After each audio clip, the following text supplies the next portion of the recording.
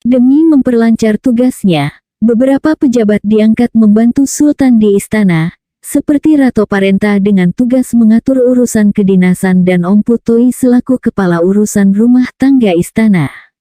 Selain itu, masih ada lagi para pejabat lainnya, seperti Bumi Geko atau ajudan Sultan, Bumi Encandi dengan tugasnya mengatur ketentuan dan peraturan yang perlu dijalankan di istana, Bumi Pareka selaku pengatas kekayaan istana, Bumi Roka dengan tugasnya menjaga persenjataan di istana, Bumi Dakato yang mengatur masalah konsumsi, serta Bumi Dora dan Bumi Sari Entonggu yang bertugas ketertiban dan keamanan di istana.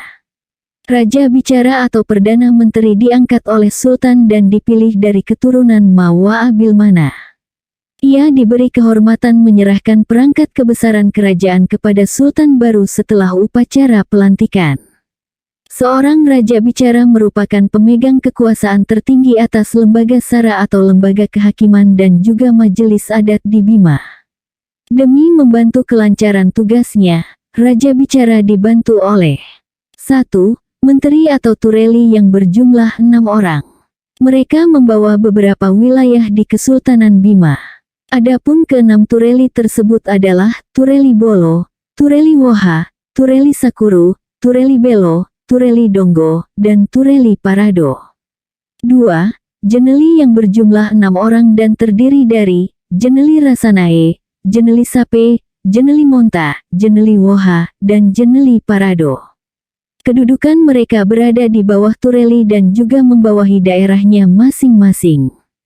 Barangkali seorang Jeneli dapat disejajarkan dengan camat sekarang. 3. Bumi Nae berjumlah 12 dan terdiri dari Bumi Luma Rasanae, Bumi Luma Bolo, Bumi Luma Kae, Bumi Sarimbojo, Bumi Gampo, Bumi Nata, Bumi Cenggu, Bumi Waworada, Bumi Baralau, Bumi Punti, Bumi Tente, dan Bumi Lawi. Para Tureli, Jeneli, dan Bumi ini dipilih oleh kepala kampung, sedangkan kepala kampung dipilih oleh rakyat. Masalah pertahanan dan keamanan di Bima diserahkan kepada seorang pejabat bergelar Bumi Renda. Ia merupakan panglima perang dan merangkap sebagai pimpinan bagi semacam lembaga kepolisian di Kesultanan Bima, dengan dibantu oleh para panglima. Berdasarkan uraian di atas, dapat dikenali bahwa Kesultanan Bima telah mengenal tatanan pemerintahan yang teratur. Terdapat 2 jenis pengelompokan dalam masyarakat Bima, yakni secara vertikal dan horizontal.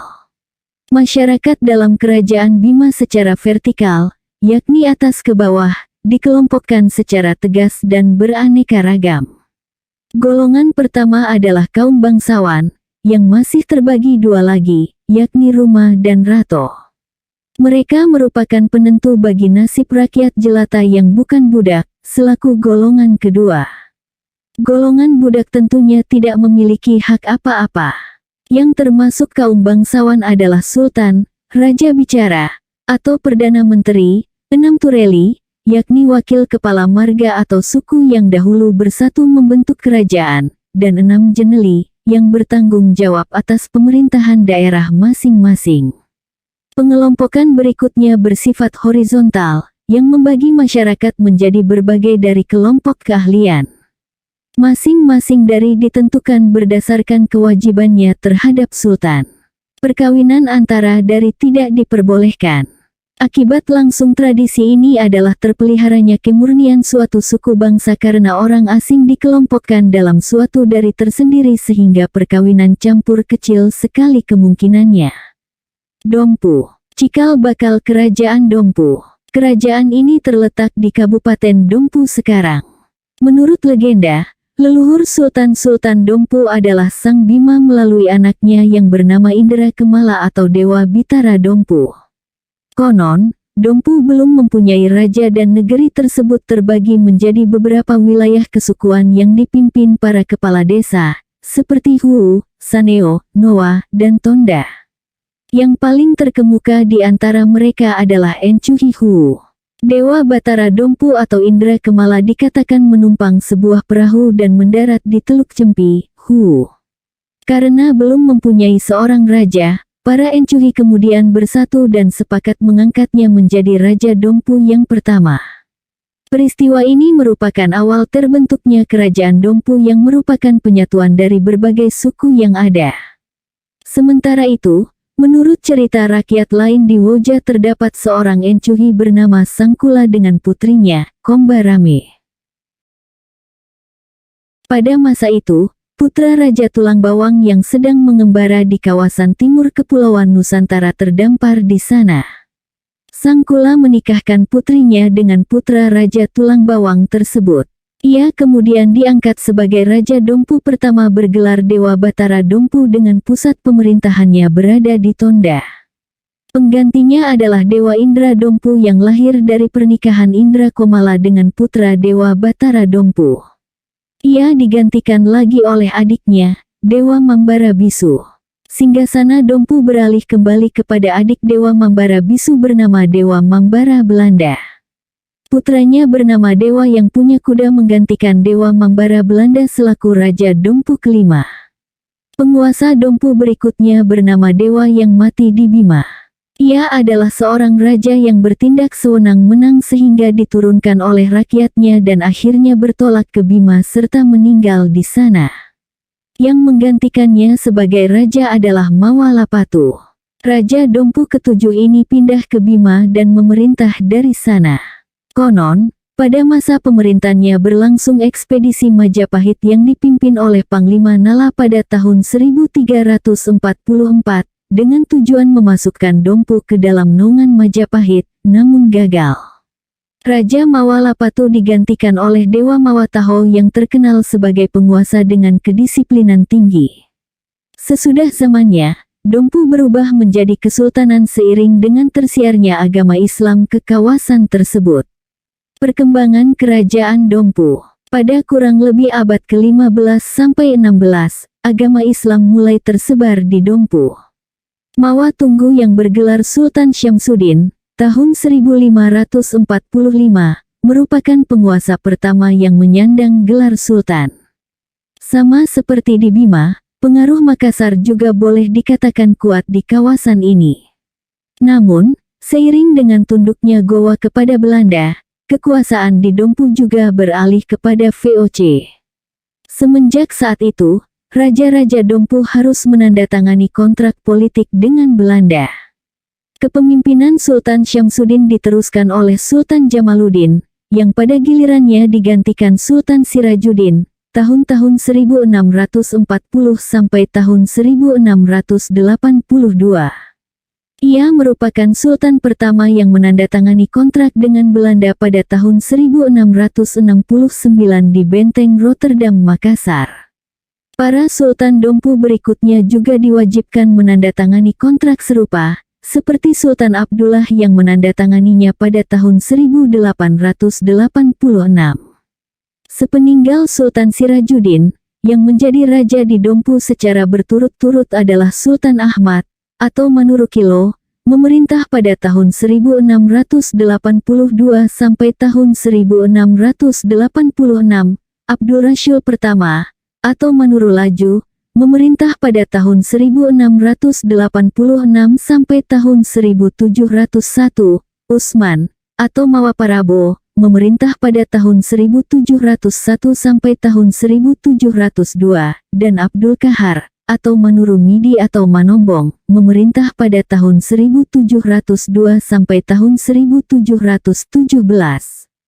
Semasa pemerintahan Sultan Abdul Kahar kondisi Pulau Sumbawa kerap dilanda pergolakan, seperti pemberontakan Daeng Talolo yang baru dapat diakhiri pada tahun 1727. Sultan Abdul Kahar mangkat pada tahun 1717, dan digantikan putranya, Syamsuddin, atau Mawasampela, memerintah pada tahun 1717 sampai tahun 1727. Daeng Talolo berhasil ditangkap dan dijatuhi hukuman mati pada tahun 1728. Kekacauan mulai merebak di Dompu ketika Sultan Kamaluddin, tahun 1727 sampai tahun 1737, yang menggantikan Syamsuddin melarikan diri ke Sumbawa karena lebih memilih cinta ketimbang tahta. Sebagai penggantinya secara berturut-turut diangkat Ahmad Syah, tahun 1737. Masa kekuasaan Ahmad Syah belum membawa angin perubahan bagi Dompu karena kerajaan masih kerap dilanda permasalahan internal. Sultan Dompu berikutnya adalah Abdul Qadir, tahun 1737 sampai tahun 1746, yang memerintah dengan penuh kebijaksanaan sehingga digelari Mawa Alus. Dia digantikan oleh putranya, Abdul Rahman, tahun 1746 sampai tahun 1748, yang pada saat itu berlangsung sengketa perbatasan dengan Tambora yang berujung pada pecahnya pertempuran antara dua kerajaan. Kendati Tambora akhirnya menyerahkan sebagian wilayahnya kepada Dompu, Raja Abdul Rahman gugur dalam pertempuran di Kempo. Itulah sebabnya, ia digelari Manuru Kempo. Tahta Dompu lalu beralih kepada Abdul Wahab, atau Mawacau, memerintah tahun 1749 sampai tahun 1792. Sultan Abdul Wahab mangkat pada tahun 1792. Para pembesar kerajaan memilih Daeng Maleongi yang sebelumnya sudah pernah tergeser. Namun, VOC lebih condong kepada tokoh lain bernama Daeng Han yang naik tahta dengan gelar Sultan Abdullah Pertama, tahun 1793 sampai tahun 1798. Dia wafat pada tanggal 4 Mei tahun 1798 dan sebagai penggantinya diangkat Yakub Daeng Pabeta. Raja ini hanya sempat memerintah setahun saja dan disingkirkan oleh Daeng Hu, yang mengangkat dirinya sebagai raja dengan gelar Muhammad Zainal Abidin atau Muhammad Tajul Arifin Pertama, tahun 1799 sampai tahun 1801. Pada zamannya pecah peperangan dengan Tambora. VOC turun tangan menyelesaikannya dan mengingatkan Dompu agar mematuhi perjanjian tahun 1748. Hingga akhirnya Dompu terpaksa mengembalikan sepertiga wilayah yang dipersengketakannya kepada Tambora. Pengganti Sultan Muhammad Tajul Arifin I adalah adiknya yang bergelar Sultan Abdul Rasul II, tahun-tahun 1801 sampai tahun 1857. Bencana besar yang terjadi semasa dengan pemerintahannya adalah meletusnya Gunung Tambora, tahun 1815. Sultan Abdul Rasul II memindahkan istananya dari Bata ke Bata Baru. Itulah sebabnya, ia juga digelari Bata Bowu. Dia kemudian digantikan oleh putranya, Sultan Muhammad Salahuddin, tahun-tahun 1857 sampai tahun 1870. Begitu menduduki jabatannya sebagai Sultan Dompu, dia memperbaiki sistem beserta hukum pemerintahan. Setelah melalui musyawarah dengan para ulama, ia menetapkan bahwa hukum adat dan hukum Islam berlaku di kerajaannya. Sultan Muhammad Tajul Arifin digantikan oleh Sultan Abdullah II, tahun 1871 sampai tahun 1882. Berbeda dengan ayahnya, Sultan Dompu ini lebih banyak mementingkan dirinya sendiri. Pada masa pemerintahannya, Sultan Abdullah II menandatangani kontrak panjang dengan Belanda. Setelah era Sultan Abdullah II berakhir, singgasana Dompu beralih kepada Sultan Muhammad Sirajuddin, tahun 1882 sampai tahun 1934. Pada tahun 1905 ditandatangani kontrak politik Lange Verklaring dengan Kesultanan Bima, Sumbawa, dan Dompu. Belanda mulai ikut campur dalam administrasi kerajaan dan membentuk Gekomiterdenkas antara Bima dan Dompu. Ini berarti bahwa pajak yang berasal dari Dompu harus disetor ke Bima. Kebijaksanaan ini ditolak oleh Sultan Dompu saat itu yang bernama Muhammad Sirajuddin. Ia telah menyampaikan keberatan ini kepada Residen Kupang namun tidak digubris. Sultan mempunyai dua orang putra yang masing-masing bernama Abdul Wahab Sirajuddin dan Abdullah Sirajuddin. Menurut tradisi dan hukum adat, seharusnya putra tertua yang kelak diangkat sebagai pengganti ayahnya. Dengan demikian, Abdul Wahab Sirajuddin selaku putra tertua diangkat sebagai Raja Muda, putra mahkota atau Rumatoi. Namun, hal ini ditentang oleh adiknya, Abdullah Sirajuddin, beserta pendukungnya. Akhirnya, terbentuklah dua fraksi yang saling bermusuhan sehingga menimbulkan kekacauan di Dompu. Kejadian itu terdengar oleh residen Belanda yang berkedudukan di Kupang. Namun, Belanda menduga bahwa kekacauan itu memang didalangi Sultan karena masalah perpajakan di atas. Residen lalu memanggil Sultan menghadap kepadanya dan berpesan agar segera menertibkan keadaan di Dompu, yang menurutnya disebabkan oleh penentangan Sultan terhadap G-Komiter dan Kas. Sekembalinya ke Dompu, Sultan yang telah berusia 90 tahun bingung hendak memilih pihak yang mana. Sementara itu, kericuhan makin menjadi-jadi. Karena itu, Belanda menghukum Sultan dengan mengasingkannya ke Kupang beserta dengan dua orang putranya yang berselisih itu. Sultan wafat pada tahun 1937 di Kupang. Selama pengasingan Sultan itu, pemerintahan Bima dipegang oleh suatu Zelfbestur Komisi, yang anggotanya terdiri dari Muhammad Saleh Amajid, Jeneli atau Camat Dompu, dan H. Ahmad, Jeneli Kempo. Mereka inilah yang menjalankan roda pemerintahan di Dompu hingga masuknya bala tentara Jepang.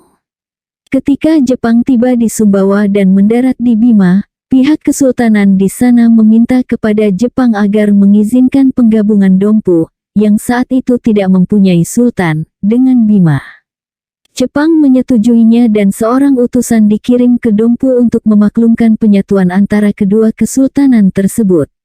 Setelah proklamasi kemerdekaan Republik Indonesia, wilayah Dompu ternyata tergabung dalam negara Indonesia Timur bentukan Belanda. Keturunan Kesultanan Dompu yang bernama Muhammad Tajul Arifin Sirajuddin menuntut pemulihan Kesultanan Dompu melalui Ketua Parlemen NIT yang dijabat oleh Sultan Sumbawa, Muhammad Kaharudin III. Oleh karenanya, diadakan beberapa kali persidangan guna membahas persiapan penghidupan kembali Kesultanan Dompu.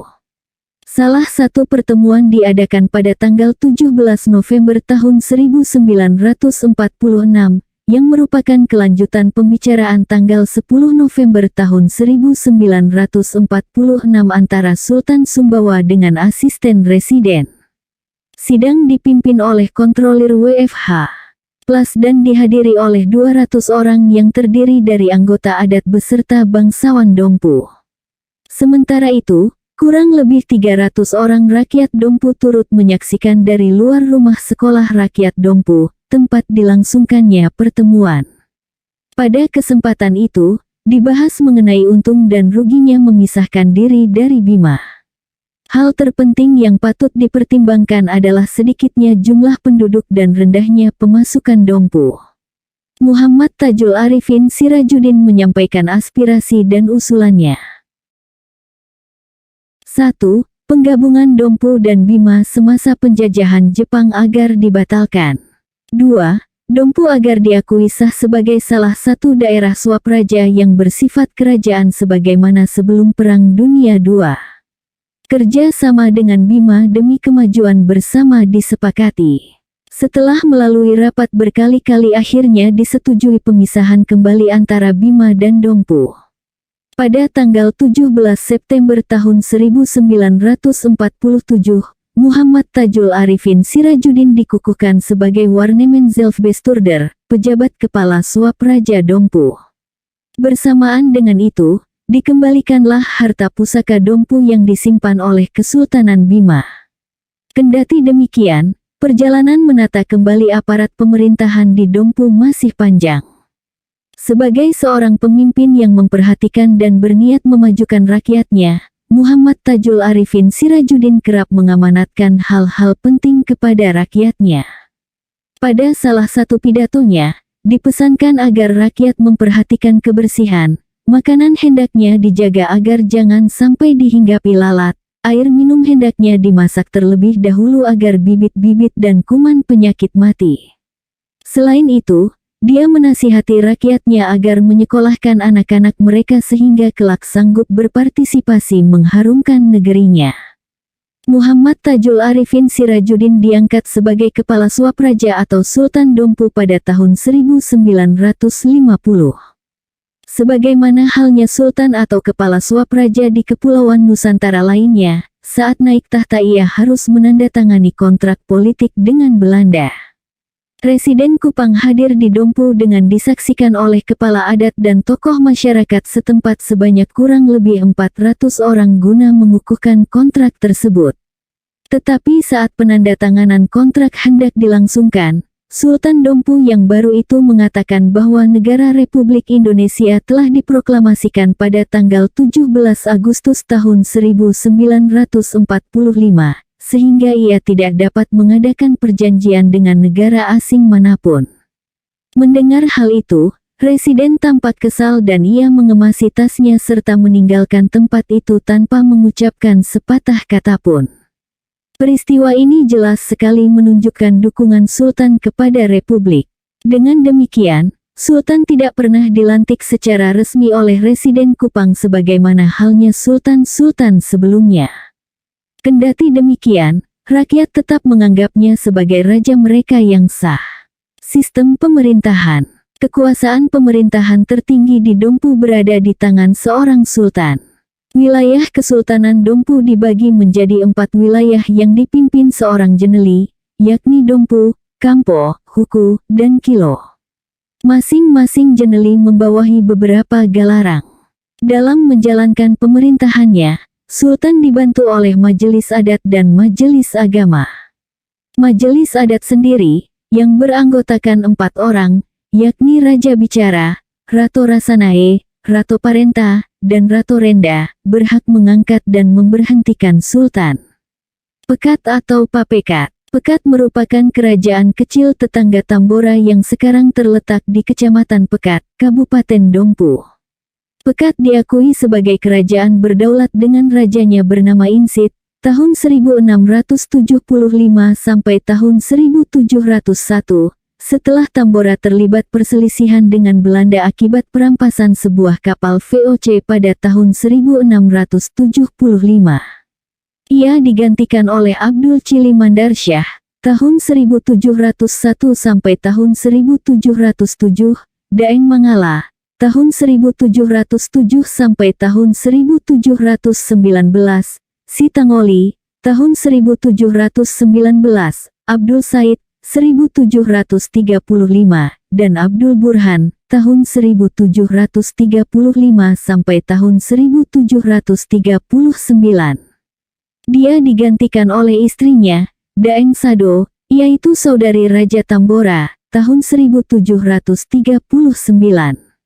Putra Abdul Burhan, dan Daeng Sado bernama Abdul Ghafur, tahun 1755, yang tampil sebagai raja menggantikan orang tuanya. Raja Pekat berikutnya bernama Simpa Abdurrahman, tahun 1755 sampai tahun 1768, tercatat pernah menandatangani kontrak politik dengan Belanda. Pada tahun 1794, Raja Abdul Halim, tahun 1768 sampai tahun 1794, digeser dan digantikan oleh Abdul Muhammad, tahun 1794 sampai tahun 1815. Pekat ikut binasa saat letusan Gunung Tambora pada tahun 1815. Raja Abdul Muhammad turut menjadi korban musibah tersebut. Peristiwa ini mengakhiri kerajaan Pekat dan selanjutnya wilayah kerajaan ini digabungkan dengan Dompu. Sanggar. Kerajaan Sanggar terletak di Kabupaten Bima. Pada tahun 1704 Raja Sanggar bernama Hasanuddin, tahun 1701 sampai tahun 1704, dibunuh oleh Daeng Panai, atau Daeng Ngaseng, atau Daeng Samaling, tahun 1704 sampai tahun 1708, yang menobatkan dirinya menjadi raja dengan persetujuan VOC. Menurut manuskrip Hans Hagerdal, ia digantikan oleh putra Hasanuddin yang tak disebutkan namanya, tahun 1708. Raja-raja Sanggar berikutnya adalah Abdul Saleh, tahun 1724 sampai tahun 1740, Abdul Muhammad Daeng Manaba, tahun 1740 sampai tahun 1747, dan Muhammad Johan Syah, tahun 1765 sampai tahun 1781, tercatat pernah menandatangani kontrak politik dengan Belanda. Menurut syair Kerajaan Bima, negeri ini ikut menjadi korban para bajak laut yang terdiri dari orang-orang Tobelo, sebagaimana yang tercantum dalam bait 218 sampai 220. Seketika membuat dapur dan sangkar, musuh perompak datang melanggar, lalu berperang dengan Raja Sanggar, seraya diamuk seraya dibakar. Raja pun alah tiada tertahan musuh, banyak tiada terlawan mengambil, dirinya perlahan-lahan dengan anak, istrinya masuk ke hutan. Musuh pun masuk ke dalam kota, mengambil senjata dengan segala, harta setengahnya orang nasib yang leta, perempuan laki-laki tertawan semata. Kata perompak di atas mengacu pada perompak, sedangkan leta mungkin berarti malang. Berdasarkan penuturan syair di atas kita mengetahui bahwa Sultan Sanggar berhasil dikalahkan oleh perompak hingga harus melarikan diri ke hutan. Sementara itu, warga kota yang tertinggal dijadikan tawanan. Sanggar merupakan kerajaan terkecil di Pulau Sumbawa. Jumlah penduduknya juga tidak banyak, yakni yang terluput dari letusan Gunung Tambora. Sebelum Tambora meletus, pada tahun 1808 populasi Sanggar mencapai 2.000 jiwa. Penduduk Tambora banyak yang tewas saat terjadinya bencana mengerikan tersebut. Di antara mereka yang masih hidup berjumlah 200 orang, tetapi harus melarikan diri ke Dompu dan Bima karena serangan perompak. Pemerintah Hindia Belanda membantu kepulangan mereka pada tahun 1830. Berdasarkan cacah jiwa tahun 1837, penduduk Tambora berjumlah 303 jiwa. Jumlah ini meningkat lagi pada tahun 1847 menjadi 350 jiwa.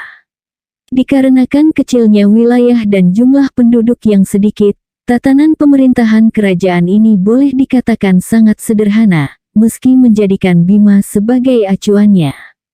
Pelaksana pemerintahan tertinggi berada di tangan seorang sultan dengan didampingi oleh jeneli yang membawahi beberapa galarang. Raja-raja Sanggar berikutnya secara berturut-turut adalah Datu Daeng Madenjung. Tahun 1781 sampai tahun 1783, Adam Safiullah. Tahun 1783 sampai tahun 1790, Muhammad Sulaiman. Tahun 1790 sampai tahun 1805, Ismail Ali Lot Dayang, Ismail Halilut Dayan atau Ismail Lujang. Tahun 1805, Lalira Daeng Jai. Tahun-tahun 1827 sampai tahun 1836, Daeng Malaba.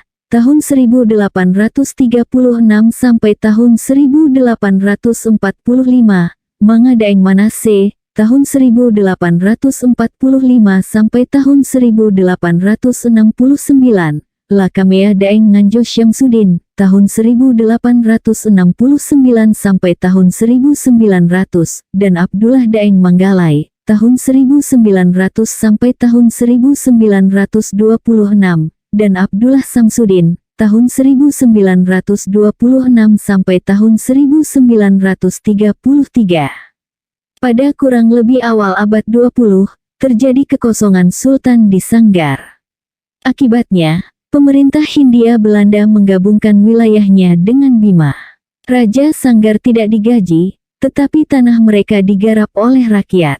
Terkadang mereka memberikan persembahan kepada raja. Kerajaan Sanggar boleh dikatakan miskin. Rajanya hanya mempunyai pusaka berupa sebilah keris bergagang emas, kotak sirih, dan kendi perak. Kendari rakyatnya miskin, tetapi mereka sangat senang menerima tamu. Sumbawa. Cikal bakal Kerajaan Sumbawa. Kerajaan Sumbawa kini terletak di Kabupaten Sumbawa, Provinsi Nusa Tenggara Barat. Sumbawa yang juga disebut Tanah Samawa ini mempunyai sejarah yang panjang.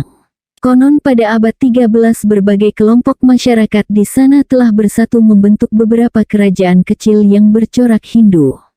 Kerajaan-kerajaan kecil itu antara lain 1.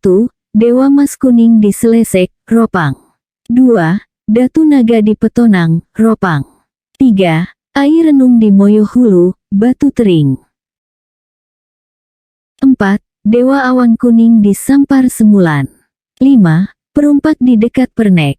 6. Gunung Setia. 7. Gunung Galesa di Moyo Hilir. 8. Tangko di Empang. 9. Kolong di Pelampang. 10. Seran di Seteluk. 11. Taliwang di Taliwang. 12. Alas di Alas. 13. Jereweh di Jereweh. Masing-masing kerajaan ini memiliki silsilah dan sejarahnya sendiri-sendiri. Raja Dewa Majaparua dari Dewa Awan Kuning ditaklukkan oleh Gowa di bawah pimpinan Karaeng Marowang yang pada tahun 1618. Ia kemudian menandatangani perjanjian dengan Gowa yang isinya adat dan rapang tanah Sumbawa tidak akan dirusak asalkan tidak lupa mengucapkan 2 kalimat syahadat dan tetap dalam keadaan Islam. Peristiwa ini menandai masuknya pengaruh Islam ke Sumbawa. Semasa pemerintahan Sultan Alauddin dari Gowa, berbagai kerajaan di Sumbawa disatukan menjadi satu kerajaan. Dewa Majaparua mangkat dan digantikan oleh Mas Gowa, tahun 1633 sampai tahun 1637. Namun, raja baru ini masih menjalankan tradisi keagamaan Sumbawa lama yang bernafaskan Hindu. Dia dianggap melanggar perjanjian dengan Gowa sehingga ia disingkirkan dan diturunkan dari tahtanya oleh Nenek Ranganuwangsi, Nenek Kanukanamertah, dan Nenek Jurupalasan. Mas Cini, tahun 1637 sampai tahun 1674, menggantikan Mas Gowa yang dicopot dari kedudukannya. Ia menikah dengan Karaeng Panaikang dari Talo pada tanggal 24 Desember tahun 1650. Karena tidak dapat lagi mengandalkan bantuan Gowa yang telah dikalahkan oleh VOC dan dipaksa menandatangani perjanjian Bungaya, Raja Selaparang Lombok, yang bernama Dewa Mas Pakel menempatkan kerajaannya di bawah perlindungan Sumbawa. Semenjak saat itu, Selaparang dianggap sebagai daerah pengaruh Kesultanan Sumbawa. Semasa pemerintahan Mas Cini, Kerajaan Karangasem di Bali menyerbu Selaparang pada 1668, tetapi dapat diatasi dengan bantuan Sumbawa. Mas Cini digantikan oleh adiknya yang bernama Mas Bantan, tahun 1674 sampai tahun 1702. Ia bergelar Sultan Harun Nur Rasyid pertama, dan tampaknya merupakan penguasa Sumbawa pertama yang bergelar Sultan. Kendati demikian, di kalangan rakyat ia lebih dikenal nama Dewa Dalang Bawah. Ia menikah dengan Karaeng Tanisanga dari Gowa pada tanggal 29 Juni tahun 1684. Perkembangan Kerajaan Sumbawa. Sultan Harun Nur Rasyid pertama sangat memperhatikan bidang pertanian sehingga kerajaan mencapai puncak kemakmurannya. Selain itu, ia pernah membangun benteng pertahanan sepanjang 1288 depa yang membentang dari Tungkup Brang, Biji Lempeh, hingga Pasar Surya, Kampung Pekat. Agar benteng tersebut tetap terjaga dengan baik, kampung-kampung yang berada dalam lingkungan benteng wajib turut serta memeliharanya. Menghadapi ancaman Belanda yang hendak mencaplok kerajaannya, Sultan memperkuat pasukannya. Konon Sultan memiliki pasukan yang kebal peluru dan senjata tajam. Peristiwa penting lain adalah dikalahkannya sebuah benteng Belanda yang bernama Sukelenburg. Waktu itu, Sultan yang tidak bersedia tunduk pada kompeni Belanda dituduh kerap membajak kapal-kapal di perairan Sumbawa. Oleh karena itu, Belanda merencanakan agresi militer ke sana. Ternyata, Belanda menghadapi perlawanan yang gigih dan persenjataan Sumbawa saat itu tidak kalah dengan Belanda. Sumbawa berhasil memperoleh persenjataan yang dibeli dari Inggris dengan ditukar sarang burung walet. Para pedagang sarang burung walet setelah menukarkan dagangannya dengan senjata lalu diam-diam menyelundupkannya ke Sumbawa. Dengan demikian, serangan Belanda dapat dipatahkan oleh pasukan Sumbawa untuk sementara waktu.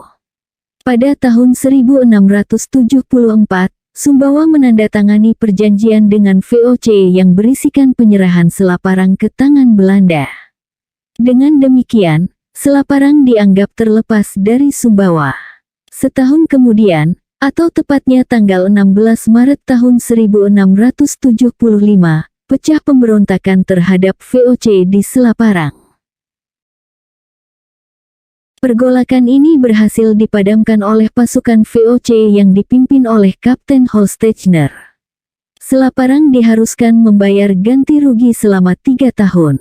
Namun, apabila Selaparang tidak sanggup membayarnya, ganti rugi tersebut harus dipikul oleh Raja Sumbawa. Jika Raja mangkat maka penggantinya tetap mewarisi hutang tersebut hingga lunas.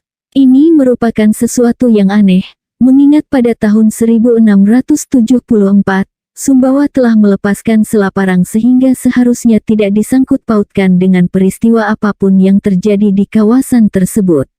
Sultan Sumbawa berjanji dengan sungguh-sungguh memenuhi ketetapan ini dan mengadakan perjanjian dengan VOC yang diwakili oleh Jan Frans Holstein, Gerrit Koster, dan Coenraad van Breitenbach.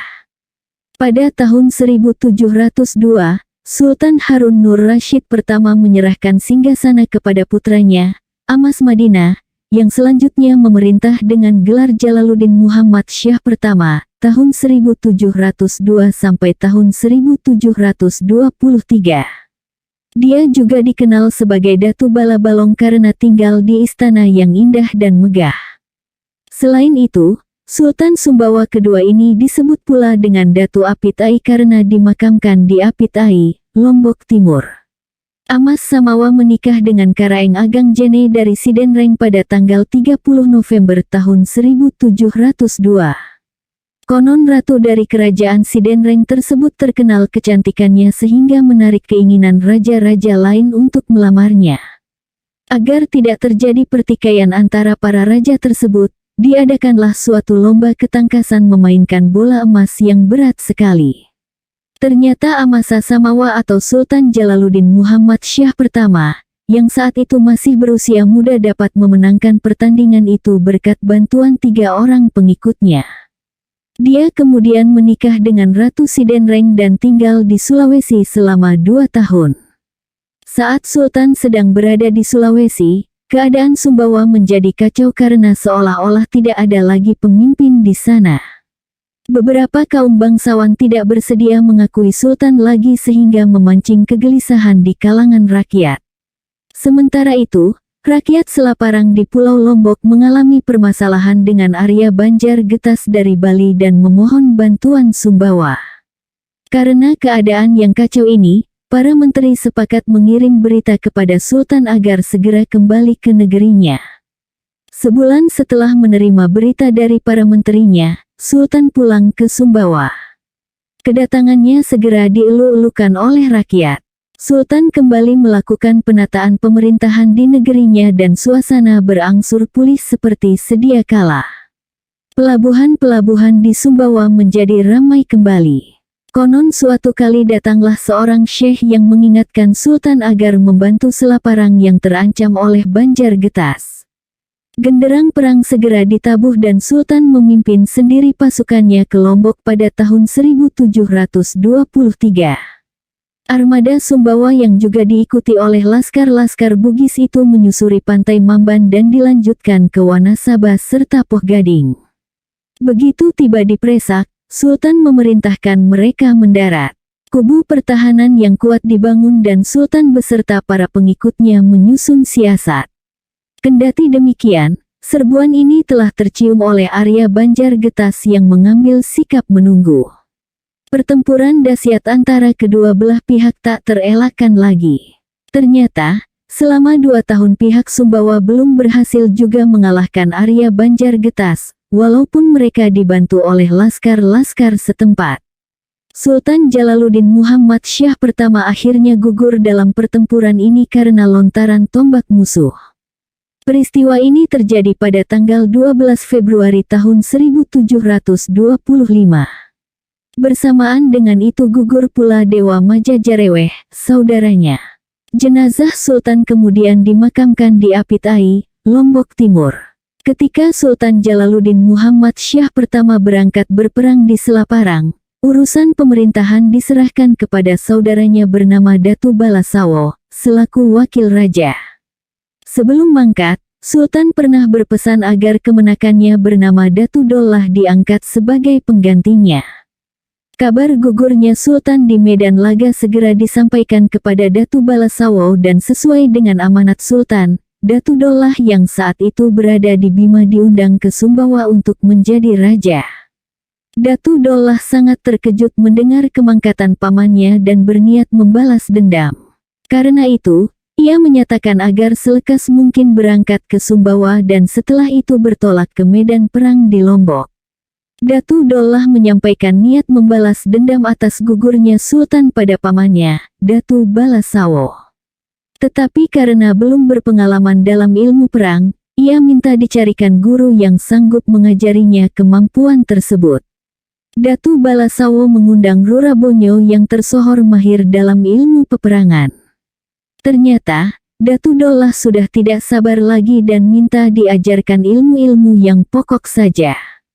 Karenanya, ia hanya diturunkan ilmu kebal dan cara-cara berkelahi dengan keris untuk menghadapi musuh. Kondisi Laskar Sumbawa yang berada di Lombok terus terdesak sepeninggal Sultan. Saat semangat mereka mulai mengendur, tibalah bala bantuan yang dipimpin Datu Dollah sehingga pasukan Selaparang yang menyaksikannya lari ketakutan. Begitu mendengar berita bahwa Datu Dollah telah berangkat ke Lombok, Datu Taliwang dan Datu Jereweh berniat menyusulnya ke sana. Berkat pasukan bala bantuan yang besar ini, Laskar Banjar Getas dapat didesak karena pertempuran yang berkepanjangan melemahkan semangat mereka. Selain itu, desa-desa yang hancur akibat peperangan menimbulkan masalah logistik bagi mereka.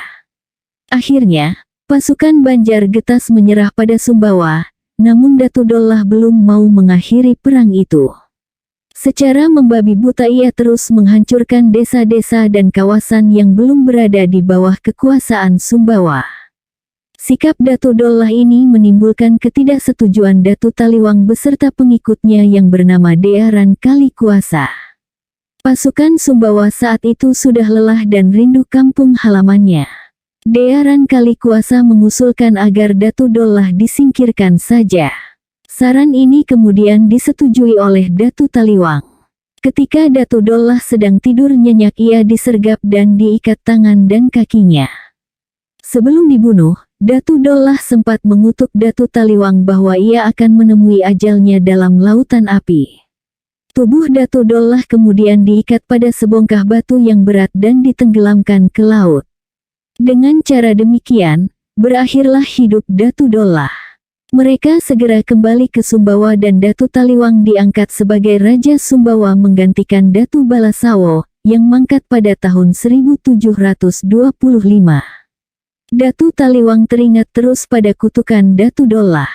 Alkisah, seorang bernama Kabat sedang duduk menyulam, karena diserang kantuk, tanpa sengaja ia tertidur dan menjatuhkan sebuah pelita hingga menimbulkan kebakaran.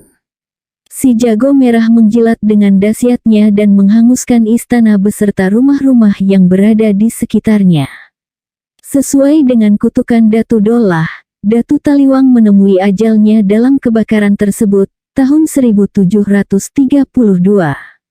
Ia kemudian dimakamkan di Gunung Setia dan karenanya juga dikenal sebagai Dewa Ling Gunung Setia, atau Datu Gunung Setia. Kabat yang menjadi penyebab kebakaran dijatuhi hukuman mati walau musibah itu di luar kesengajaannya. Pernikahan Sultan Jalaluddin Muhammad Syah pertama dengan Ratu Karaeng Agang Jene, dikaruniai seorang putri bernama I Sugiratu Karaeng Bonto Parang. Ia menikah dengan Karaeng Bonto Langkasa, atau Karaeng Bonto Masugi. Setelah suaminya meninggal, Karaeng Bonto Parang menikah lagi dengan saudara sepupunya bernama Dewa Sesung, putra Dewa Majajareweh atau saudara Sultan Jalaluddin Muhammad Syah pertama.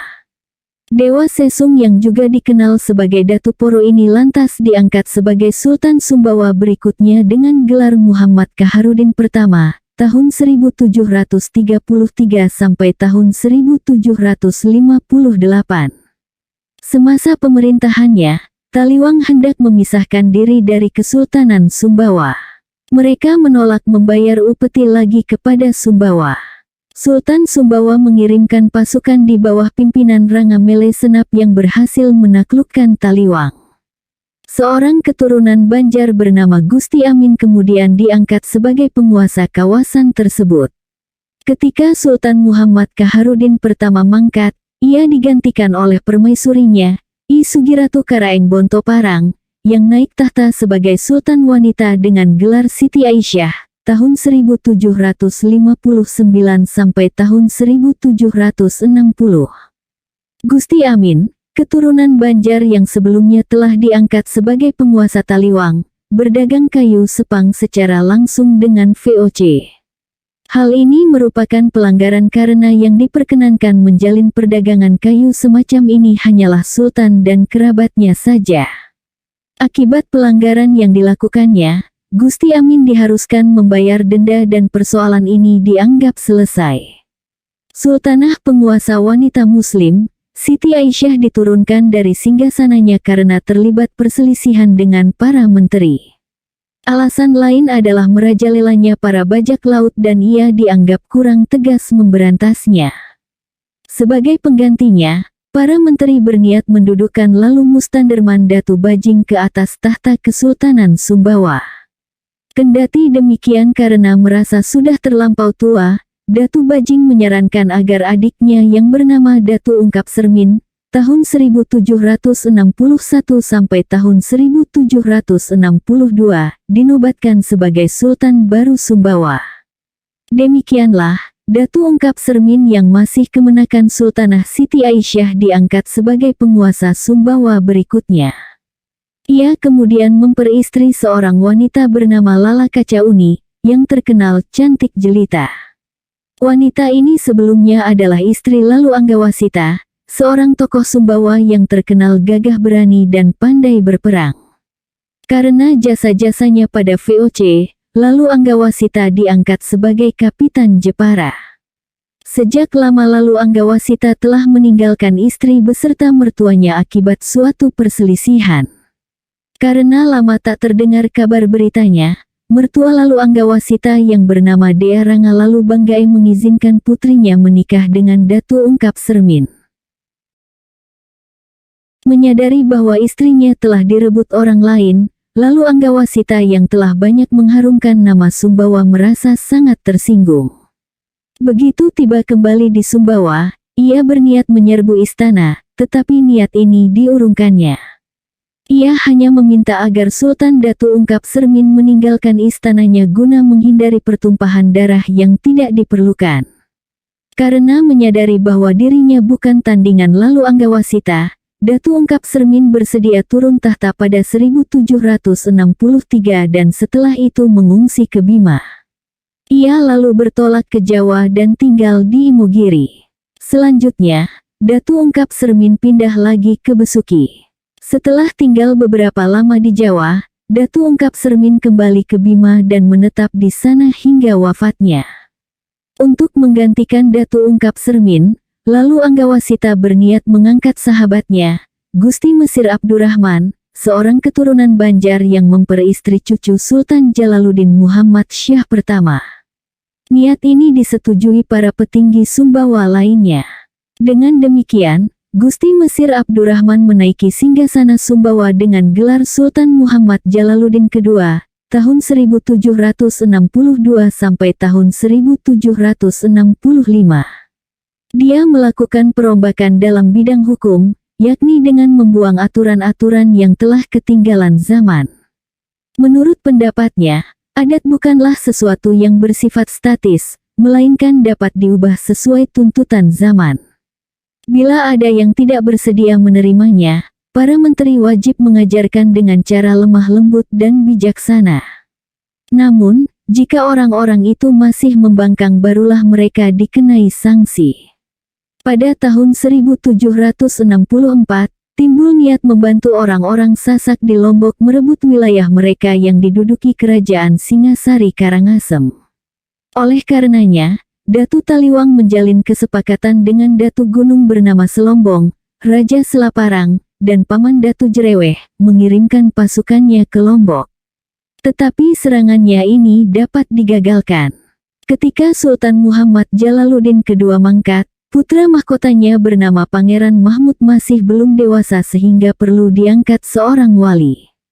Dewa Mapaconga Mustafa Datu Taliwang, tahun 1765 sampai tahun 1776, terpilih oleh Dewan Adat Tanah Samawa menduduki jabatan ini. Pengangkatan ini menimbulkan ketidakpuasan Datu Jereweh yang juga berniat menjadi Sultan Sumbawa. Ia meminta bantuan VOC untuk mengakuinya sebagai Raja Sumbawa dan menandatangani kontrak politik pada tanggal 9 Februari tahun 1765. Pihak kerajaan berupaya mengatasi pengkhianatan Datu Jereweh dan mengirimkan utusan guna memprotes tindakan VOC ini. Mereka menyampaikan bahwa VOC telah mencampuri urusan pemilihan Raja Sumbawa, padahal berdasarkan perjanjian yang telah disepakati pergantian raja cukup diberitahukan saja pada Perserikatan Dagang Belanda tersebut. Seorang tokoh yang terkenal kesaktiannya bernama Dea Tumuseng dikirim untuk mengemban tugas ini, tetapi ia gugur dalam menunaikan tugasnya. VOC belakangan mengakui kesalahannya dan membatalkan kontrak yang telah disepakati dengan Datu Jereweh. Bahkan pada tanggal 18 Mei tahun 1766, mereka menandatangani kontrak baru yang isinya meneguhkan Dewa Mapaconga Mustafa Datu Taliwang sebagai Wali Sultan. Selain itu, dinyatakan pula bila Pangeran Mahmud sudah dewasa, tahta hendaknya diserahkan padanya dan permusuhan antara Datu Taliwang dengan Datu Jereweh tidak akan diperpanjang lagi. Dewa Mapaconga Mustafa jatuh sakit pada tahun 1775 serta kembali ke Taliwang. Tugas sehari-harinya kemudian diemban oleh Lalu Komak Datu Busing. Mengenai perselisihan antara Datu Jereweh dan Datu Taliwang ini, ada sumber lain menyebutkan bahwa pertikaian dipicu karena Datu Jereweh menghendaki Datu Badah, putra Datu Jereweh yang diangkat sebagai Sultan. Namun, pada pembesar kerajaan yang didukung VOC malah memilih Mapaconga Mustafa Datu Taliwang sebagai pemangku atau Wali Sultan. Dewa Mapaconga Mustafa mangkat di Taliwang pada 1776. Kala itu, Pangeran Mahmud masih berusia 18 tahun sehingga Datu Seran diangkat sebagai Sultan baru dengan gelar Harun Nur Rasyid II, tahun 1777 sampai tahun 1790. Sementara itu, Pangeran Mahmud sendiri wafat pada 1780 dalam usia 24 tahun sehingga tak sempat menduduki singgasana kerajaan Sumbawa sama sekali.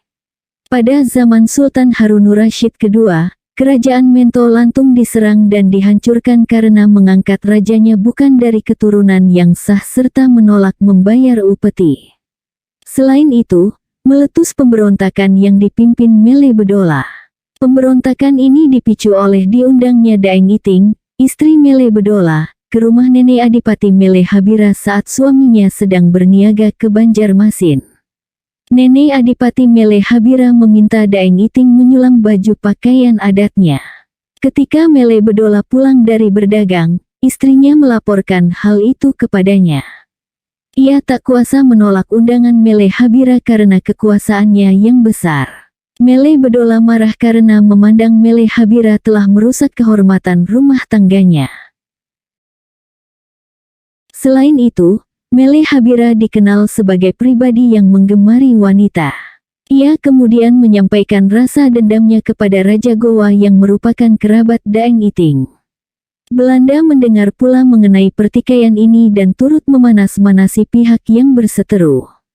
Raja Gowa mengirimkan bantuan persenjataan kepada Mele Bedola.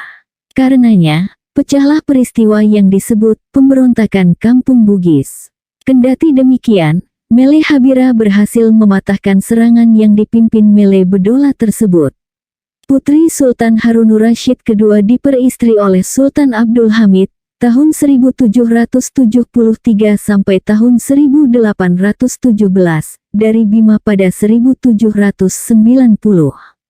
Ketika ayahnya wafat 2 tahun kemudian, istri Sultan Bima itu diangkat sebagai Sultan Wanita Sumbawa dengan gelar Safiyatuddin, tahun 1791 sampai tahun 1795, hingga ia wafat pada tahun 1796 dan digantikan oleh Sultan Muhammad Kaharudin II, tahun 1795 sampai tahun 1816. Ketika mengikuti suaminya ke Bima, Safiyatuddin membawa serta benda-benda pusaka dan harta kekayaan Kesultanan Sumbawa, seperti payung kerajaan berpucuk emas, tombak bersarung emas serta bertatahkan berlian, perisai beserta tombaknya yang bersarung emas, kerisai awak dan si kancil yang bersarung emas, pakaian kebesaran sultana, cincin intan, tempat meludah terbuat dari perak, payung bertatahkan perak, dan lain sebagainya. Dengan dalih Sumbawa masih berhutang pada mereka, Bima enggan mengembalikan harta-harta pusaka di atas. Akibatnya, Presiden Belanda turun tangan sehingga menimbulkan sengketa dengan Bima. Kendati demikian, alat-alat kerajaan itu harus dikembalikan juga. Karena insiden ini, Dewan Adat Kerajaan Sumbawa sepakat tidak menobatkan seorang wanita lagi menjadi sultan. Teluk Saleh menjadi sarang bajak laut antara tahun 1763 sampai tahun 1790, sehingga meresahkan rakyat Sumbawa. Dea kuasa Adipati Mele Habira yang saat itu dijabat oleh Lalu Jamila memimpin pasukannya membersihkan kawasan tersebut dari cengkeraman kaum perompak. Kesempatan ini dipergunakan oleh Lalu Jamila merebut kawasan Punu dari Kerajaan Dompu. Peperangan pecah antara dua kerajaan dan dimenangkan oleh Sumbawa.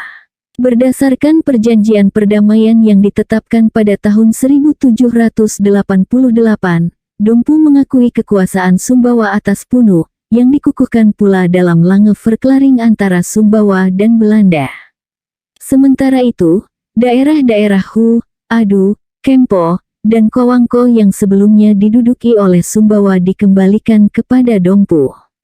Setelah masalah bajak laut dapat diatasi, berkobarlah pemberontakan yang didukung oleh orang-orang Bali. Dengan sokongan VOC dan Dompu, Sumbawa berhasil memadamkan pergolakan ini dan orang-orang Bali mundur ke Lombok pada 1790. Penguasa Sumbawa berikutnya adalah Sultan Muhammad Kaharudin II, yang merupakan putra Pangeran Mahmud. Ketika Sultan mangkat, penggantinya belum cukup dewasa sehingga diangkatlah Riwa Batang, atau Wali Sultan di Sumbawa, sebagai walinya.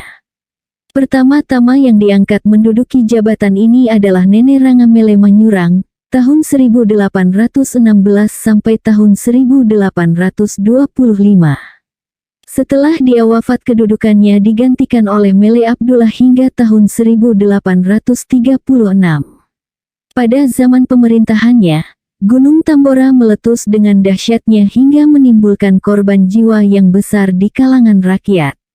Sultan Sumbawa berikutnya, Amrullah, tahun 1836 sampai tahun 1882, menaiki singgasana setelah masa perwalian berakhir. Tanah Seran selaku salah satu daerah taklukan Sumbawa membangkang sehingga angkatan perang Sumbawa dikirim ke sana guna memadamkan pemberontakan tersebut. Selama 3 tahun Tanah Seran tidak bersedia membayar upeti ke Sumbawa. Akhirnya, pemimpin pemberontakan yang bernama Naria Dewa Maswidi seteluk menyerah dan ditawan oleh pihak Sumbawa. Bersama dengan 2 orang lainnya, ia dijatuhi hukuman mati. Perdagangan maju pesat semasa pemerintahan Sultan Amrullah. Dia membeli kapal layar tipe sekunar, yakni kapal layar bertiang 2 terbuat dari kayu, bertutup digunakan untuk mengangkut orang, barang, atau menangkap ikan, bernama Mastera guna menyelenggarakan perniagaan ke luar negeri. Hubungan dagang dengan Singapura terjalin baik. Demi meningkatkan kemajuan di bidang perkebunan, Sultan memasukkan bibit kopi Arabica yang ditanam di pegunungan Batu Lanteh dan Ropang. Selain itu, sapi-sapi yang lebih baik kualitasnya didatangkan ke Sumbawa. Peristiwa penting lain adalah pengungsian orang-orang Sasak ke Sumbawa pada tahun 1856 demi menghindari penindasan oleh Raja Mataram. Pada tahun 1862, Nenek Rangamele Unro membangun kembali tembok mengelilingi istana tua. Kendati demikian, tembok ini runtuh semenjak zaman penjajahan Jepang. Sultan Muhammad Jalaluddin III tahun 1883 sampai tahun 1931, menggantikan kakeknya, Sultan Amrullah, sebagai Raja Sumbawa yang baru. Pemerintah kolonial Belanda mengeluarkan Akte van Bevestiging sebagai pengukuhan bagi kedudukannya. Kesultanan Sumbawa menjadi bagian wilayah Gubernemen Celebes dan kepulauannya. Belanda menerapkan berbagai jenis pajak yang memberatkan rakyat sehingga memicu berbagai pemberontakan, seperti pajak penghasilan yang menyulut perang Ngali di bawah pimpinan Gelarang Ngali, dan pajak penyembelihan hewan, yang ditentang oleh enti desa Taliwang Dea Mas Unru Sapugara sehingga membangkitkan Perang Sapugara, tahun 1907 sampai tahun 1908. Demi memadamkan perlawanan Unru Sapugara ini, Belanda terpaksa mendatangkan bala bantuan dari Makassar. Meskipun demikian, Panglima bernama Lalu Magaparang tetap bertahan di Cereweh. Pasukan Belanda berhasil merebut kubu pertahanan ini dan Lalu Magaparang gugur dengan kepala terpisah dari tubuhnya. Kepala Lalu Magaparang dibawa ke Taliwang, sementara tubuhnya diseret 9 kali mengelilingi desa-desa. Unru Sapugara sendiri diasingkan ke Cirebon dan wafat di sana. Putranya bernama Jen diizinkan pulang ke Sumbawa pada tahun 1922. Ia mewarisi sikap anti-Belanda yang kuat dari ayahnya dan menolak memasuki sekolah-sekolah Belanda sehingga tetap buta huruf. Insiden lain berkenaan dengan seorang pejabat kerajaan bernama Lalu Mepayo Deangru. Ia memiliki seekor kuda kesayangan berbulu belang merah bernama Payung Kobar. Karena terjangkit suatu penyakit, dokter hewan memutuskan akan menembaknya. Deangru menghadap Sultan guna mengajukan permohonan agar hewan kesayangannya itu jangan ditembak mati. Tetapi baru setengah jalan dalam perjalanan pulang dari istana ke rumahnya, Deangru mendengar letusan senapan. Setelah ditengok oleh pengiringnya, ternyata Payung Kobar telah mati tergeletak di tempat karantina hewan. Deangru menjadi marah dan bara api dendam bergolak dalam hatinya. Suatu kali pada tanggal 7 Juni tahun 1913, delman yang mengangkut dokter hewan B. Eisenberger beserta istrinya dihadang oleh Manusung dan Napis, 2 orang pengikut Deangru. Mereka segera menyerangkan tombaknya sehingga istri dokter tewas seketika, sedangkan suaminya menderita luka berat. Karena pembunuhan ini, Deangru beserta 2 orang pengikutnya dijatuhi hukuman mati. Masih dalam masa pemerintahan Sultan Muhammad Jalaluddin III, tepatnya pada tahun 1885, Istana Kesultanan diubah menjadi bentuknya yang sekarang. Istana ini kemudian kerap dikunjungi para wisatawan. Tiruannya terdapat di Kompleks Raksasa Miniatur Indonesia Indah yang mewakili Provinsi Nusa Tenggara Barat. Sultan Muhammad Kaharudin III, tahun 1931 sampai tahun 1958, menggantikan ayahnya. Dia merupakan Sultan Sumbawa terakhir. Pada tahun 1937, kedua orang menterinya, Datu Rangga Muhammad Saleh Daeng Manasa dan Datu Dipati Abdul Majid Daeng Matutu mengundurkan diri dari jabatannya. Oleh karenanya, hingga tahun 1942 ditiadakanlah jabatan menteri. Setelah itu, H. Abdullah Lalu Tunruang diangkat sebagai pembantu Sultan dengan gelar Ambetenar Terberseking. Bertepatan dengan masa pemerintahan Sultan Muhammad Kaharudin III, Perang Dunia Kedua meletus. Kekuasaan Belanda di Asia Tenggara makin terdesak oleh gerak maju bala tentara Jepang. Akhirnya pemerintah Hindia Belanda tamat kekuasaannya pada Maret tahun 1942, dengan menyerahnya Gubernur Jenderal AWI Tjarda Starkenborg-Stackower di Kalijati. Kendati demikian, pemerintah kolonial Belanda menutup-nutupi kekalahan ini dan tetap mengibarkan bendera merah putih biru. Sementara itu, pesawat terbang Jepang meraung-raung di angkasa Sumbawa sehingga menggelisahkan rakyat. Utusan ketiga organisasi Islam, yakni Nahdlatul Ulama, Muhammadiyah, dan Al-Irsyad, datang menemui Sultan beserta ambetenar terberseking guna membicarakan hal itu. Dalam pertemuan tersebut disepakati bahwa mereka akan menemui kontrolir, guna meminta agar bendera Belanda diturunkan dan diganti dengan bendera putih agar Jepang tidak menjatuhkan bomnya.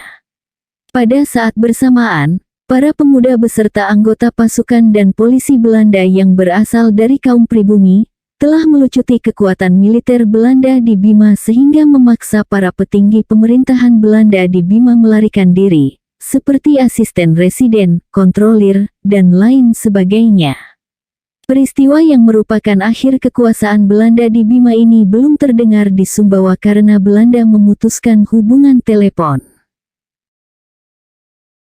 Tidak lama kemudian, para petinggi pemerintah Hindia Belanda yang telah melarikan diri tersebut kembali lagi ke Sumbawa dan berniat melancarkan serangan ke Bima.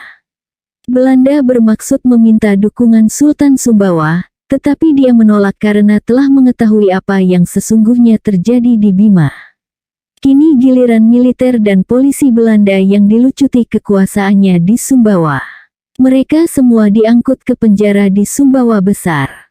Barulah setelah itu diadakan kontak dengan Sultan Bima beserta Komandan Aritonang untuk memberitahukan bahwa kekuasaan Hindia Belanda juga telah tamat di Kesultanan Sumbawa. Melalui pembicaraan telepon diputuskan akan diadakan pertemuan di Empang, yang dihadiri oleh Sultan Bima, Sultan Sumbawa, Komandan Aritonang, dan H. Abdullah Lalu Tunruang. Menghadapi kondisi yang gawat dan tak menentu saat itu, dikeluarkanlah ketetapan sebagai berikut. 1. Seluruh rakyat Kesultanan Sumbawa dan Bima Dompu agar senantiasa bersiap siaga dengan senjatanya masing-masing. 2. Mengumpulkan persediaan makanan guna mencegah bahaya kelaparan. 3. Mengadakan ronda malam dan senantiasa waspada menghadapi serangan musuh dalam selimut. 4. Memaklumkan bahwa Kesultanan Sumbawa dan Bima melepaskan diri dari kerajaan Belanda. 5. Menunggu kedatangan bala tentara Jepang dengan tenang dan tenteram. Bersamaan dikeluarkannya keputusan di atas, Kesultanan Sumbawa menjadi negeri yang berdaulat lagi. Bala tentara Jepang baru tiba di Sumbawa pada Mei tahun 1942 dengan 8 kapal perang di Labuan Mapin, Kademungan Alas. H. Abdullah Lalu Tunruang selaku Wakil Sultan beserta Demung Alas, Demung Seteluk, dan Kepala Desa Mapin Rea menyambut mereka.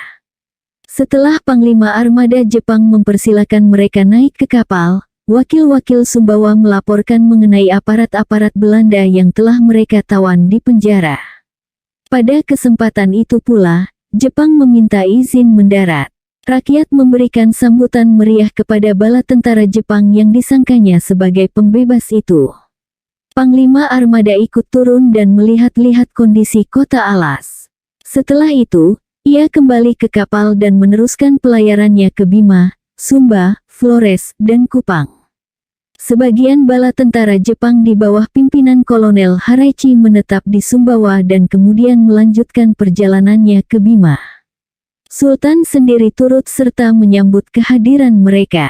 Sebelum melanjutkan perjalanannya ke Sumbawa, Kolonel Haraichi sempat memeriksa para tahanan dan berkeliling kota.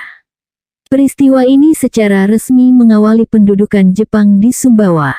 Jepang membentuk struktur pemerintahan yang tidak jauh berbeda dibandingkan semasa penjajahan Belanda.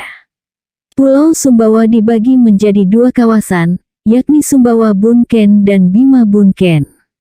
Keduanya dimasukkan dalam Karesiden Sunda Kecil. Para pejabat tinggi semuanya dipegang oleh orang Jepang dan hanya jabatan-jabatan rendah saja yang diserahkan pada kaum pribumi.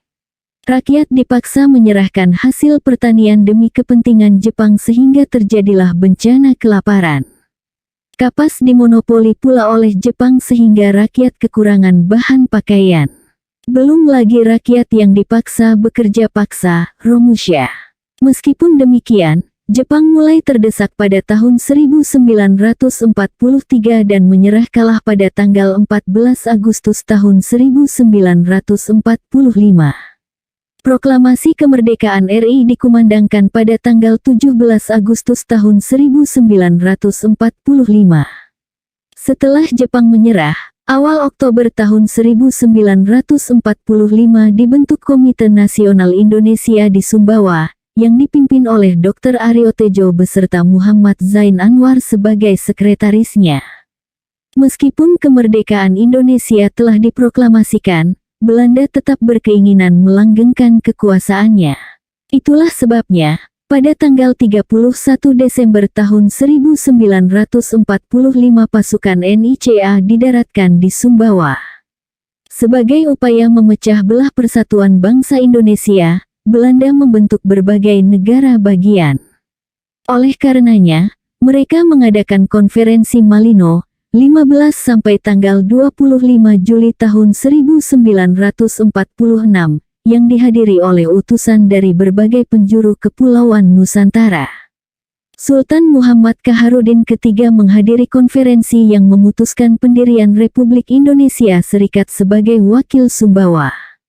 Konferensi Malino dilanjutkan dengan konferensi Denpasar yang diadakan pada 18 sampai tanggal 24 Desember tahun 1946.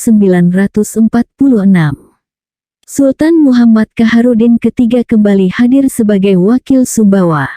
Hasil konferensi adalah pembentukan negara Indonesia Timur. Kendati merupakan negara boneka hasil rekayasa Belanda, banyak tokoh-tokoh nasionalis yang menjadikan NIT sebagai alat perjuangan demi meraih kemerdekaan sepenuhnya dari tangan Belanda. Sultan Muhammad Kaharudin III pernah menjabat sebagai ketua parlemen NIT dan setelah bubarnya berbagai negara bagian tersebut, dia memegang kedudukan sebagai kepala suap Raja Sumbawa. Pada tanggal 14 Agustus tahun 1958 dengan keluarnya UU nomor 69 tahun 1958, suap Raja Sumbawa secara yuridis formal berubah menjadi Kabupaten Sumbawa. Namun, pelaksanaannya baru berlangsung pada tanggal 29 Oktober tahun 1958 dengan pengangkatan Sultan Muhammad Kaharudin sebagai pejabat sementara Kepala Daerah Kabupaten Sumbawa berdasarkan Surat Keputusan Menteri Dalam Negeri Nomor UP7-14-34. Dengan demikian, berakhirlah era suap raja di Sumbawa. Sistem pemerintahan. Sultan adalah penguasa tertinggi dan sekaligus tokoh pemersatu di Sumbawa. Raja dibantu oleh suatu dewan menteri yang disebut Menteri Telu, yakni Ranga, Kalibelah, dan Dipati. Asal-muasal jabatan Kalibelah yang baru ada belakangan itu dimulai antara tahun 1331 sampai tahun 1364, saat masa pemerintahan Raja Dewa Awan Kuning. Ia memandang tatanan penyelenggaraan pemerintahan di kerajaannya masih belum teratur dengan baik. Ketika dia mendengar di Pulau Jawa terdapat kerajaan besar bernama Majapahit yang terkenal sangat baik pemerintahannya, Raja Dewa Awan Kuning berniat bertandang ke sana. Kebetulan Raja juga merasa masih satu keturunan dengan Raja-Raja Majapahit. Ketika niat ini disampaikan pada para menteri, mereka juga mendukungnya. Dengan demikian, setelah dilakukan berbagai persiapan seperlunya, Raja Dewa Awan Kuning berlayar ke Majapahit. Setibanya di Majapahit, Raja disambut oleh Raja Majapahit sendiri beserta para pembesarnya, seperti Gajah Mada, Arya Damar, dan lain sebagainya. Setelah Dewa Awan Kuning menyampaikan niatnya untuk mempelajari tata cara penyelenggaraan pemerintahan, dengan gembira Raja Majapahit menghadiahkan 4 kitab sekaligus, yakni Palakera, Cangkul Muda, Raja Niti, dan Raja Kutara. Ternyata palakra terlalu berat untuk diterapkan di Sumbawa sehingga hanya 2 kitab saja yang dipakai sebagai pedoman memperbaiki tatanan ekonomi dan sosial. Agar isi kitab-kitab tersebut dapat dipahami dengan lebih baik oleh raja dan rakyat Sumbawa, Raja Majapahit mengirimkan seorang pangeran guna mengajarkan maknanya kepada mereka. Karena khawatir Pangeran Majapahit ini berniat merebut kekuasaan, Raja Sumbawa lantas menciptakan jabatan baru baginya yang setingkat menteri. Pertama-tama ia mengambil sebagian kekuasaan Ranga dan Dipati dan menempatkannya di bawah jabatan menteri baru tersebut. Karena berasal dari pembelahan jabatan atau kekuasaan yang telah ada sebelumnya, kedudukan baru itu dinamakan Kiai Belah. Namun, lidah Sumbawa akhirnya mengucapkannya sebagai Kalibelah. Selain Menteri Telu, masih ada lagi 2 macam majelis perwakilan, yakni Memanca 5 dan Lelurah Pitu. Memanca 5 beranggotakan 5 orang. Longan Samapuin sebagai ketuanya. 1. Kadimungan, 2. Demung Langu, 3. Menteri Tuban, 4. Mekal Tanah. Sementara itu, Lelurah Pitu terdiri dari 1. Ngeru sebagai ketuanya, 2. Demung Pulit, 3. Nyaka Samapuin, 4. Nyaka Pemulung, 5. Nyaka Bangkong, 6. Nyaka Berare, 7. Nyaka Lamok. Kedua majelis di atas disebut pengantong 2 olas atau 12 lingkungan kekuasaan. Baik Ranga, Kalibelah, Adipati, ataupun anggota pengantong 2 olas masih membawahi lagi jabatan-jabatan di bawahnya. Mereka juga memiliki daerah kekuasaannya masing-masing. Uraian terperinci mengenai berbagai jabatan ini dapat dilihat pada buku karya Lalu Manca berjudul Sumbawa pada Masa Lalu, halaman 77-82. Sumbawa masih memiliki 3 negeri vasal yang disebut Kemutar Telu dan terdiri dari Seran, Taliwang, dan Jereweh. Menurut aturan adat Sumbawa, daerah-daerah taklukan itu mempunyai 8 kewajiban, yaitu 1. Memberikan persembahan sejumlah uang kepada raja saat berlangsungnya peristiwa-peristiwa yang menyenangkan maupun tak menyenangkan. 2. Turut serta membuat benteng. 3. Mengumpulkan kain beserta tenaga kerja dan mendampingi Raja Sumbawa apabila berkunjung ke Makassar. 4. Membawa persembahan, perisi atau tekan tonang, saat berlangsungnya upacara kematian. 5. Membawa persembahan saat berlangsungnya upacara perkawinan, khitanan, dan lain sebagainya. 6. Turut membangun bendungan dan selokan. 7. Mengirimkan pasukan bala bantuan bila berlangsung peperangan. 8. Mempersembahkan upeti. Taliwang diperintah oleh seorang raja bergelar Datu Taliwang. Ia dibantu oleh 3 orang menterinya, yaitu Enti Desa, Kanu, dan Pelasan. Lebih jauh lagi, di Taliwang juga ada Memanca 5 dan Lelurah Pitu. Seran diperintah oleh Datu Seran beserta 3 menterinya, yaitu Raja Desa, Mariah, dan Demanggara. Jereweh diperintah oleh Datu Jereweh beserta 3 menterinya, yaitu Enti Desa, Juru Pelasan, dan Mekal Tanah.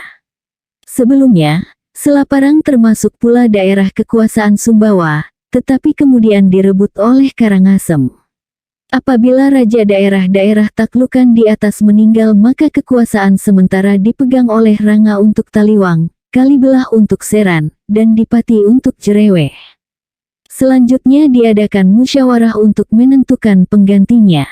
Apabila terjadi suatu perkara maka masing-masing kemutar diizinkan memutuskan sendiri pemecahannya.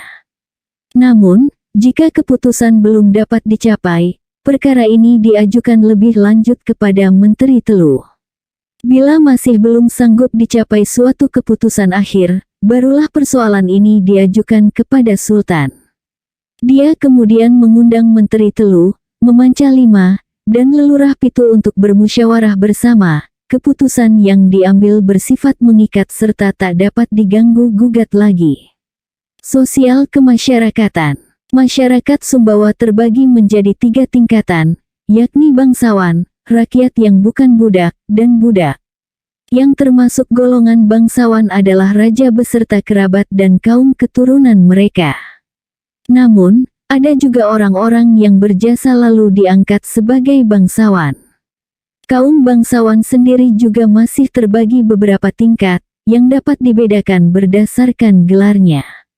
Mereka yang tergolong bangsawan tinggi bila belum menikah akan menyandang gelar daeng, sedangkan bila telah menikah akan bergelar datu. Pernikahan antar bangsawan tinggi akan memiliki anak yang juga bergelar datu atau daeng. Namun, bila seorang datu atau daeng menikah dengan wanita derajat di bawahnya maka anak mereka akan bergelar lalu bagi pria dan lala bagi wanita.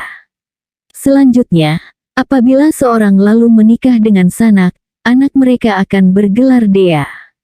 Golongan rakyat sanak, yakni bukan budak, secara sosial sedikit banyak memiliki kedudukan sama dengan kaum bangsawan. Dalam artian bebas menentukan mata pencaharian atau hak atas tanah, terkecuali yang termasuk dalam tanah-tanah marisi. Termasuk pula dalam golongan ini adalah rakyat yang diberi izin oleh kerajaan untuk bermata pencaharian di tanah-tanah yang disediakan kerajaan bagi mereka, asalkan bersedia mengerjakan tugas-tugas tertentu bagi kerajaan atau istana.